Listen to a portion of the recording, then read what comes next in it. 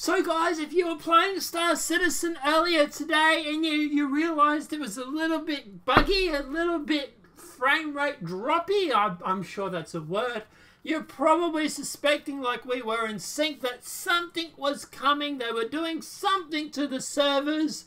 And if you looked at the title of this video, you could probably much guess what it is. Yes, 3.4 is now live to the first wave. So guys, if you're either Cardi and or a subscriber, you do have access to the 3.4. Simply log into your Robert Space Industries account, go to the obviously public test universe, click on that button that says copy it to the PTU, and you can simply log in with the new password and login that they give you, and you can jump into 3.4. So before we jump into that and we play it, oh, by the way, do keep in mind, it's over a 2 gig update, so anybody in Australia, you might want to go to bed for a few hours and then jump up. Some of us have to work later today, so this is just bad news for me, but let's go through the patch notes as we always would like to, and I'm going to put them on the screen for you guys. So, obviously, testing focus is the new ships, the Freelancer variants, and the 600i Touring are in the game. You can test them, and from everybody in Sync that is saying they are effing awesome, and that's a direct quote, they sound like they're pretty good. So, obviously, guys, have fun checking that out. Checking out the Freelancer variants. Apparently, they look really good. The Louisville Central Business District has been put in the game. Hurston missions variants, delivery missions, and scramble races. Now, there are some major known issues. All down satellite missions given by Darnley failed to update on their retrieve component step. Players are currently unable to set the destination on Mobiglass Star Map app. Use manual select quantum ship 3D radar sitemap star map, or push and hold the set destination button for at least 10 seconds prior to release. Kills are not recording properly, causing most kill related missions to fail. ESP is currently not functioning. That's not really going to affect many people because most people turn it off anyway, but you get the idea.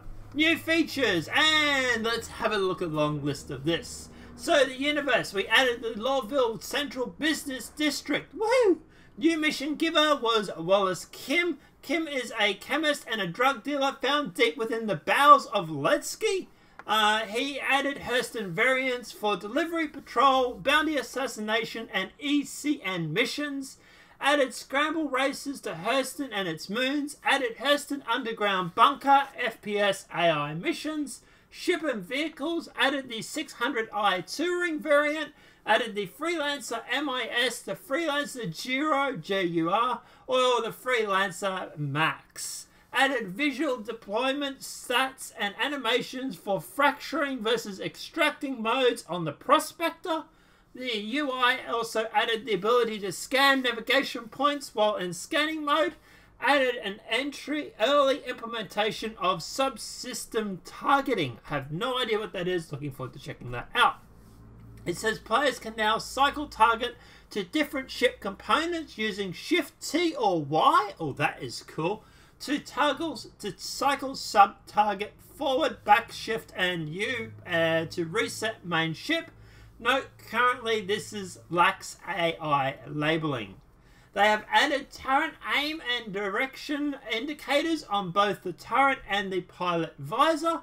A white cone pyramid indicates the direction the turret is facing, while tint red will when the turret gunner is firing. If a turret locks onto a target, an orange dashed line will be drawn from the turret towards the target. They are visible to all other turret gunners and the pilot. Feature updates. Universe. Update the party marker. Updated unique outline color for untargeted, unscanned rocks when mining. Change the repair and refueling cost at the rest stops to reflect a small degree of scarcity associated with them. Smoothed out AI animation to prevent stare, bubbling, and teleportation. Adjusted mining volumes and mineable entry geometrics. The missions, they updated the mission objective marker to be more visible, including a secondary objective where appropriate. Bringing an invalid vehicle or placing your vehicle within another should now disqualify you from scramble races. Improved FPS AI strafing behavior increases the time given for players for delivery missions. Improved missile management for AI piloted ships. The UI, they improved 3D module ship preview manipulation controls. Added a UI warning for them attempting to extract with a full hold of mineable ore. Players can now hold F and use the WASD in vehicle seats to quickly flick between MFDs.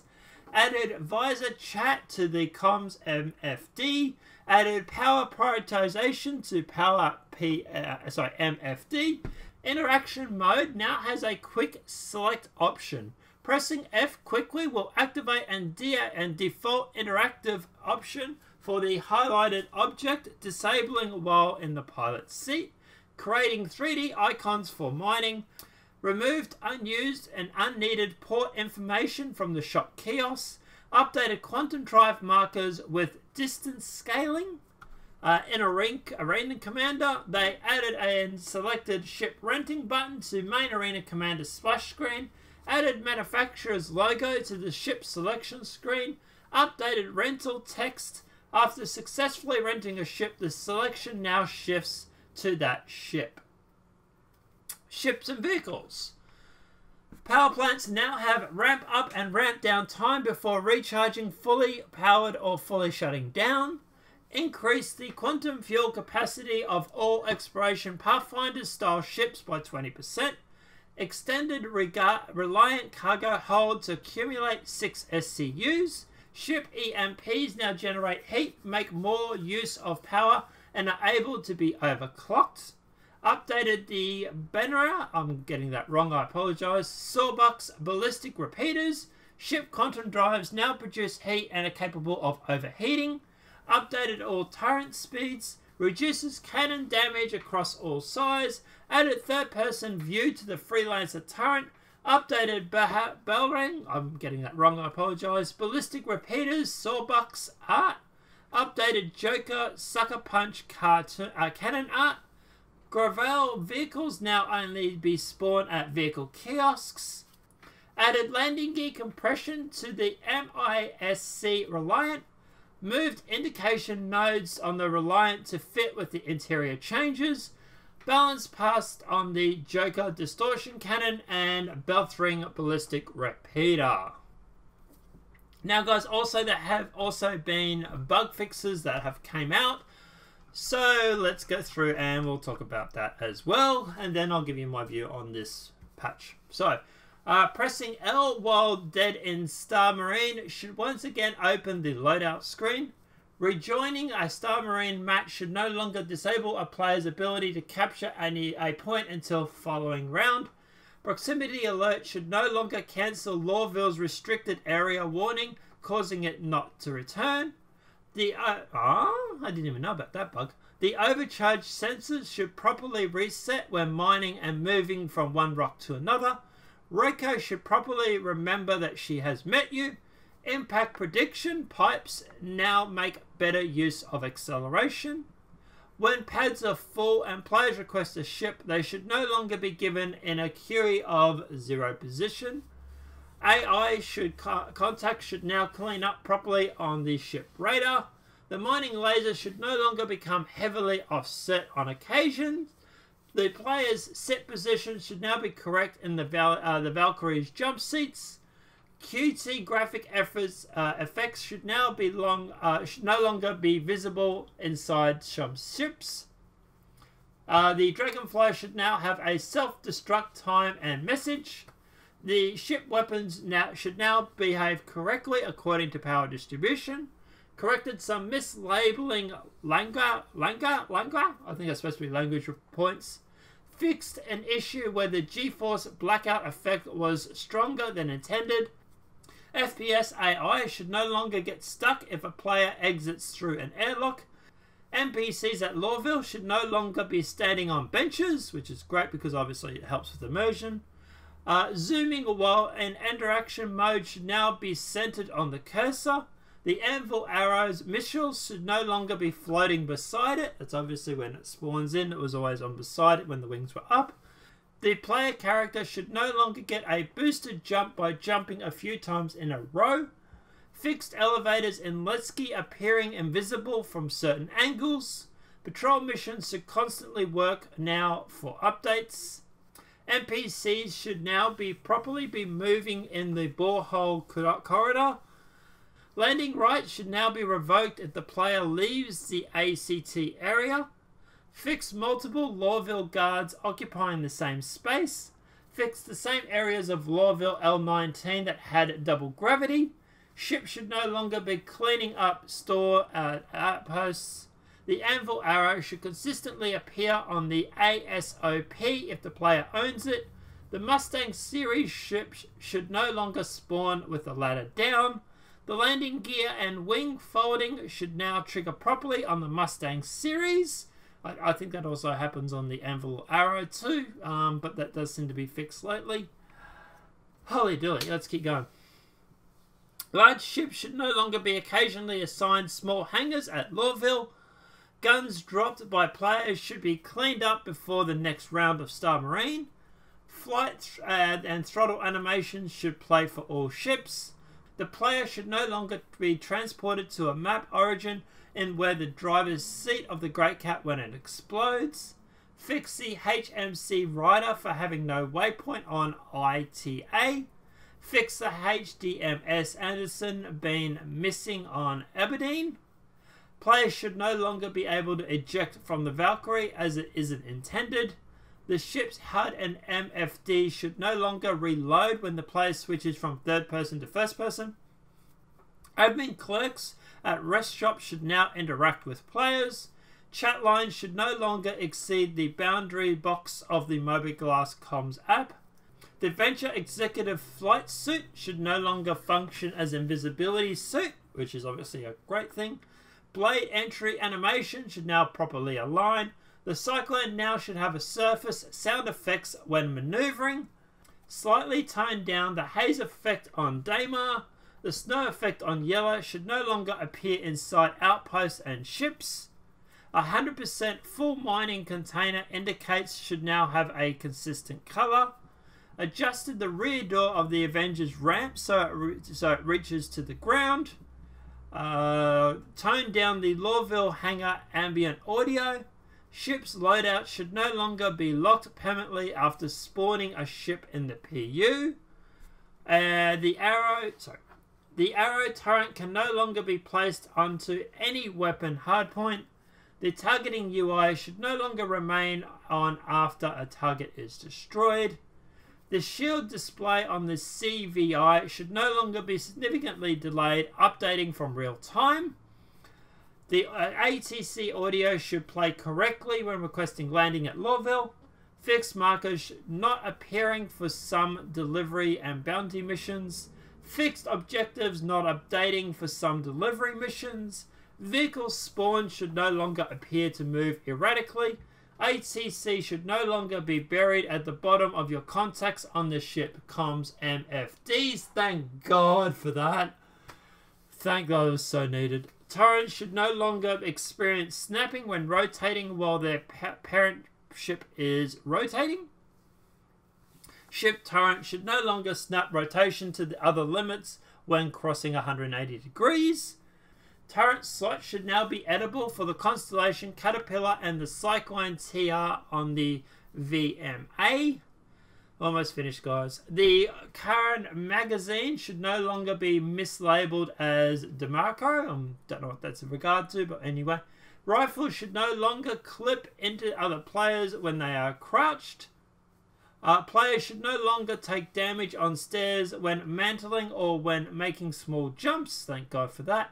MFD's focus should no longer cause the screen to become blurred. The UI alert shields down should no longer get stuck. Thank God for that. The admin office at Lawville should now have atmosphere pressure. Thank God for that. Patrol missions should now update after hold instructions. Orbital markers, OMs, should now properly rotate with the parent planetary body. Adjust the no-fly visuals so it's no longer clip into hangers. The admin clerk's idle animation should no longer be dramatic enough to cause the player to select the wrong indication. The player should no longer be able to lose their box if they immediately place it back on the delivery locker. The player should no longer be placed underground if the ship clean up at Lawville. Thank God for that. There should no longer be replacement balls inside teacher's ship shop. While searching for a player, the FPS combat AI should no longer stop frequently and hitch. So, for the technical, and we are finishing up now, guys, so thanks for bearing with me. They fixed 7 client server crashes, they fixed a service crash, and various performance tweaks. Okay, so that's the patch notes. If you didn't get all that, don't worry. I will put the patch notes in the description below. So feel free to go and check that out. So what is the take on this? Does this PTU look good? How does it respond? Blah, blah, blah. It's buggy and it crashes a lot. One of my mates who was playing for about 15 minutes to half an hour had about 6 crashes. So look guys, obviously this is a early version of the PTU. We're like, what, version C, B, whatever you want to call it. So look, at the end of the day, I'm not expecting this to be a stable build. If you want a stable build, keep playing with the PU. Don't jump over to the PTU. That said, look, it's an early build. There will be patches coming out over the next few days. They still have another week or so before they go on holidays. So hopefully they can get it all stable before they go for that. So like I say, yeah, I pretty much expected it was going to come out today or tomorrow. I called it earlier this week. Because yeah, that way it gives them a week to go through and test it. So no real big surprise. But yeah, like I say guys, it's buggy. It is crashy and it is over 2 gig to download. So look, yeah, that said, a lot of the stuff they've added is very important. It's a lot of quality of life products that we needed. For example, just even putting the contact tower on top is like a huge thing, so you don't have to scroll through a whole bunch of names, especially if you're like me and you have almost 100 and something contacts. So like I say, yeah, a lot of small quality of life improvements, and I really look forward to getting my hands on this. I really want to try it out and see what it's like. But yeah, at the end of the day, according to what everybody in Synchronizers is saying, it's buggy, it crashes, you're going to be doing a lot of crash reports, which is good because that way, the more crash reports we do, obviously the more chance that they can go through and they can fix it and they can turn this into a stable build. So yeah, it's all good news. And yeah, I think they've done a really good job with this patch. Like I say, gets more stable, it'll be great. But it's an early edition of it, so I'm not really expecting that. But guys, let me know what your thoughts are in the comment section below. What is your view on 3.4?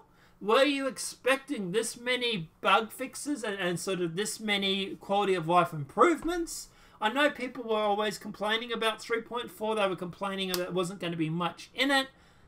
I'm quite overwhelmed with how much stuff they've actually added to this. Seems like they've really gone through and done a lot. But yeah, let me know your thoughts are in the comment section below. If this video has been helpful, please smack a like. If you're new to the channel, welcome and subscribe. Apart from that, guys, I'll see you in the next demonetized video from YouTube. Have a great day and enjoy.